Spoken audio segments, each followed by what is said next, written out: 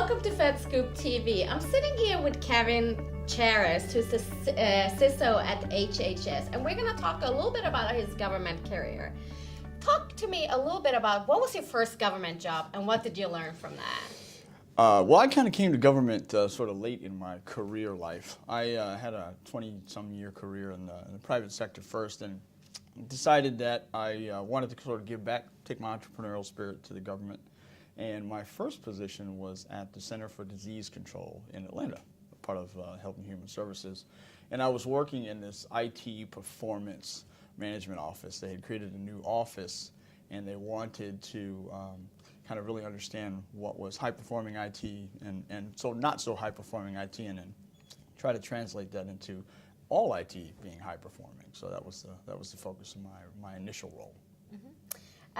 Was there anything you did early in your career that then later on helped influence that path? You know, I've had a very wide and varied career, I would say. I started off in the military out of college, flew helicopters, great job.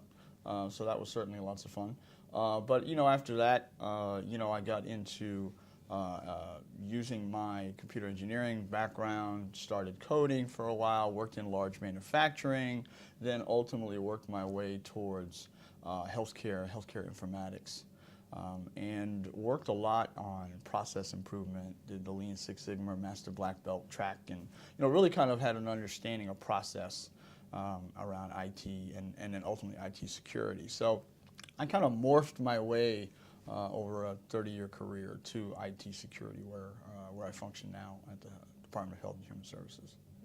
And what advice would you have for young, up-and-coming federal employees who might feel overwhelmed in their new roles?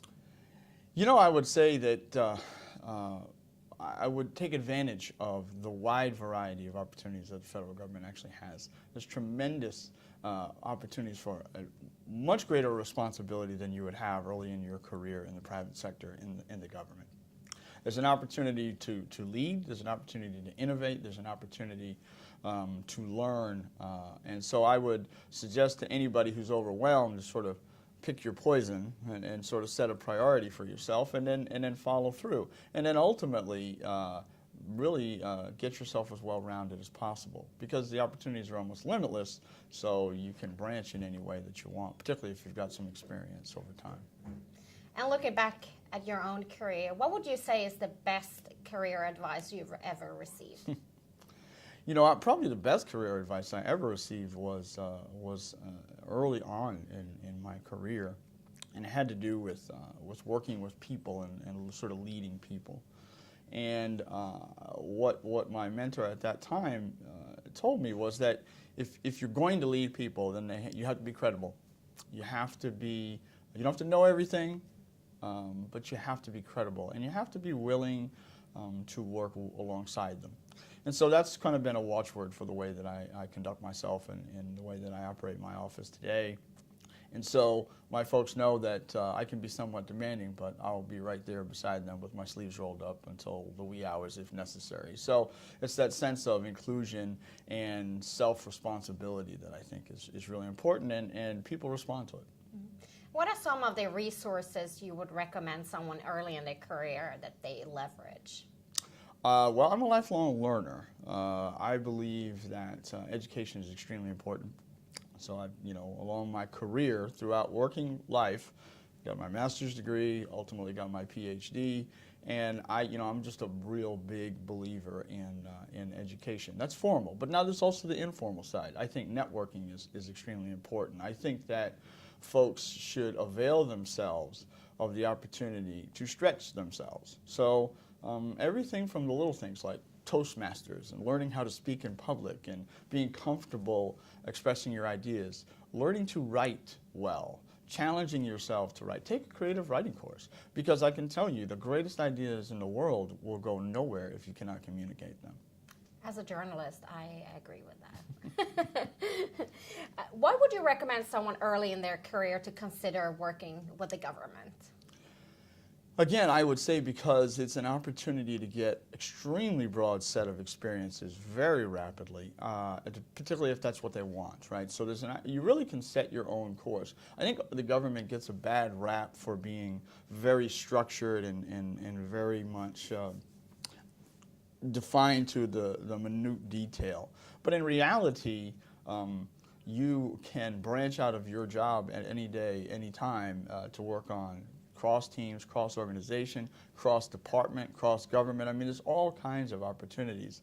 And they don't have to be formal opportunities. There's just a myriad of informal opportunities and an opportunity to both grow and also network and also really understand the broader mission across the entire federal space. And speaking about the mission, what are some of the projects you're working on right now? Well, there's no shortage of projects. You may have heard of this little website we've been working on lately. I have, yes. The Affordable Care Act, obviously, and that's, while it had a bumpy start, tremendous learning from that experience, and ultimately, I think we'll see better than 7 million folks will have signed up, so I would call it a success in the end, certainly. But from a security standpoint, I've really been focusing a lot of late on connecting government and private sector. In fact, yesterday, we had the first Cyber RX. We called it, actually the industry wanted to call it that. But it was an exercise to really challenge them to look at cyber readiness. And in the event of attacks in that ecosystem, the healthcare ecosystem, could they respond? Did they even know how to respond? And so it was a tremendous day. We went for about 8 hours doing a number of scenarios, and it was a distributed exercise with many, many large companies participating, and it really, really went well. And it also showed the gaps, it showed sort of what's missing. I'm also launching in cooperation with the Veterans Administration and with the Medical Health Service for DOD, a healthcare threat operations center, which is really kind of focusing the cyber threat on healthcare and really, because different segments have different sort of attackers, if you will, different areas of interest. And so what we're trying to do is really take this vast amount of resources and data that we have in the government and finding a way to share that with the private sector. I'm a firm believer that situational awareness and cyber readiness is the responsibility of government, private sector, working together. And so that's a big part of my focus these days. Thank you so much for sharing your FedMentor's experience. We appreciate it. Thank you for the opportunity.